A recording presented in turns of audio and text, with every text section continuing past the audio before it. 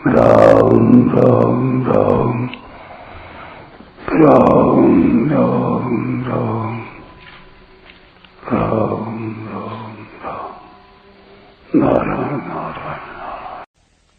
स्वाभाविक कर्मों का तात्पर्य। चेतन जीवात्मा और जड़ प्रकृति दोनों का स्वभाव भिन्न भिन्न है।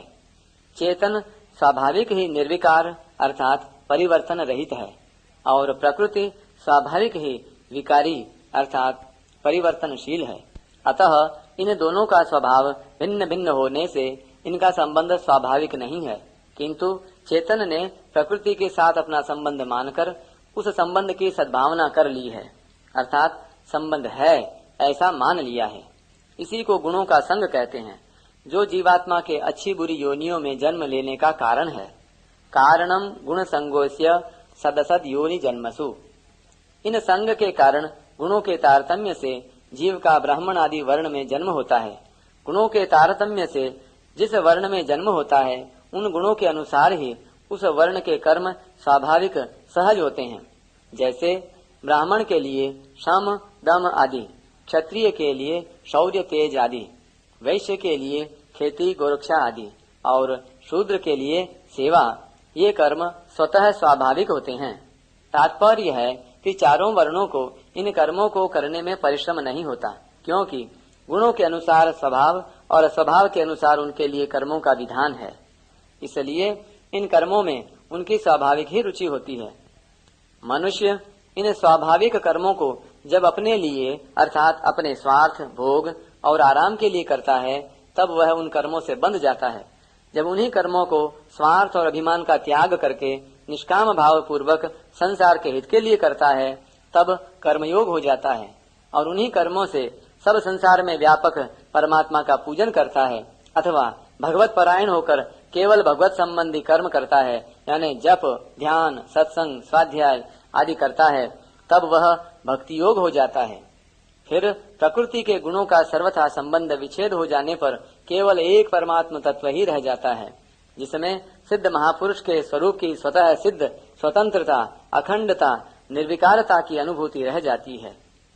ऐसा होने पर भी उसके शरीर मन बुद्धि और इंद्रियों के द्वारा अपने अपने वर्ण आश्रम की मर्यादा के अनुसार निर्लिप्तता पूर्वक शास्त्र विहित कर्म स्वाभाविक होते हैं, जो कि संसार मात्र के लिए आदर्श होते हैं।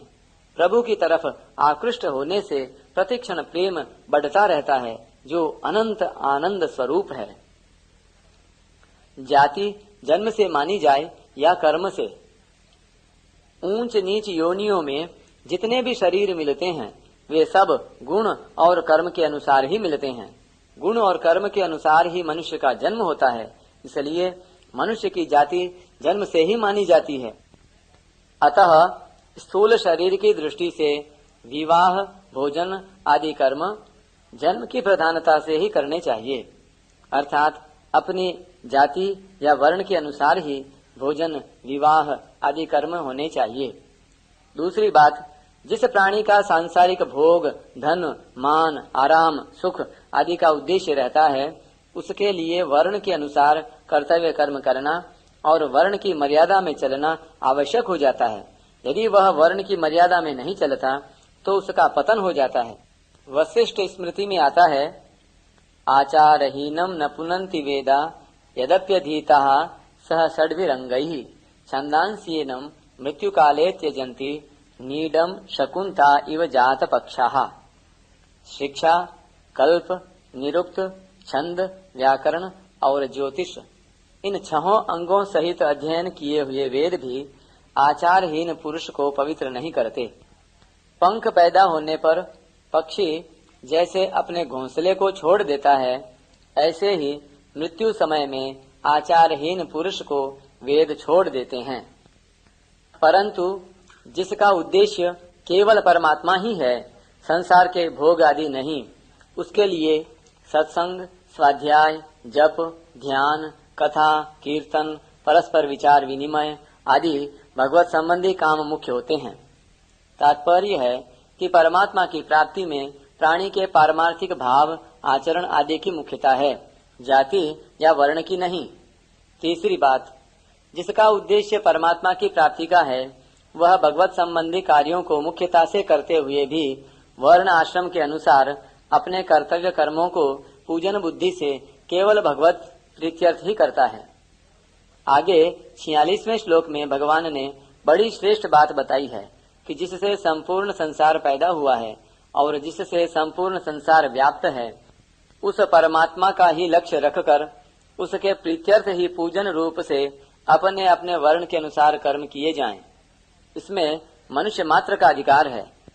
देवता, असुर, पशु, पक्षी आदि का स्वतः अधिकार नहीं है, परंतु उनके लिए भी परमात्मा की तरफ से निषेध नहीं है।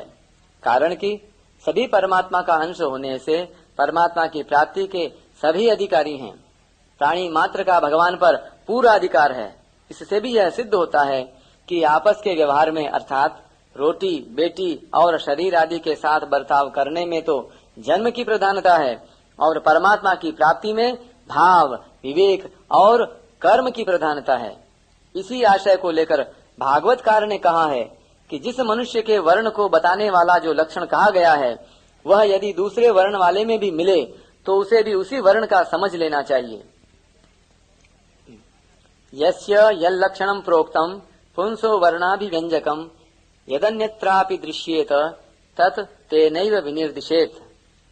अभिप्राय यह है कि ब्राह्मण के शम, दम आदि जितने लक्षण हैं, वे लक्षण या गुण स्वाभाविक ही किसी में हो तो जन्म मात्र से नीचा होने पर भी उसको नीचा नहीं मानना चाहिए।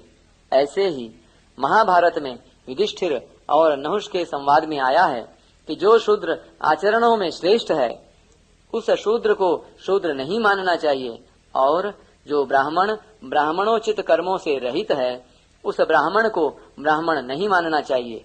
अर्थात वहाँ कर्मों की ही प्रधानता ली गई है, जन्म की नहीं। शूद्रे तु यद भवे लक्ष्म द्विजे तच्च न विद्यते न वै शूद्रो भवेत् शूद्रो ब्राह्मणो न च ब्राह्मणः यत्रैतल्लक्ष्यते सर्प वृत्तं स ब्राह्मणः स्मृतः यत्रैतन्न भवेत् सर्प तम शूद्रमिति निर्दिशेत। शास्त्रों में जो ऐसे वचन आते हैं, उन सबका तात्पर्य है कि कोई भी नीच वर्ण वाला साधारण से साधारण मनुष्य अपनी पारमार्थिक उन्नति कर सकता है। इसमें संदेह की कोई बात नहीं है।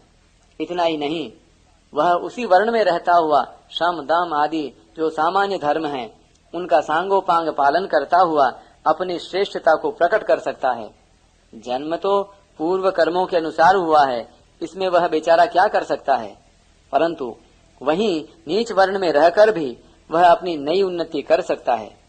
उस नई उन्नति में प्रोत्साहित करने के लिए ही शास्त्र वचनों का आशय मालूम देता है कि नीच वर्ण वाला भी नई उन्नति करने में हिम्मत न हारे। जो ऊंचे वर्ण वाला होकर भी वर्णोचित काम नहीं करता, उसको भी अपने वर्णोचित काम करने के लिए शास्त्रों में प्रोत्साहित किया है। जैसे ब्राह्मणस्य ही देहोयम क्षुद्र कामाय नेष्यते। जिन ब्राह्मणों का खान पान आचरण सर्वथा भ्रष्ट है, उन ब्राह्मणों का वचन मात्र से भी आदर नहीं करना चाहिए, ऐसा स्मृति में आया है।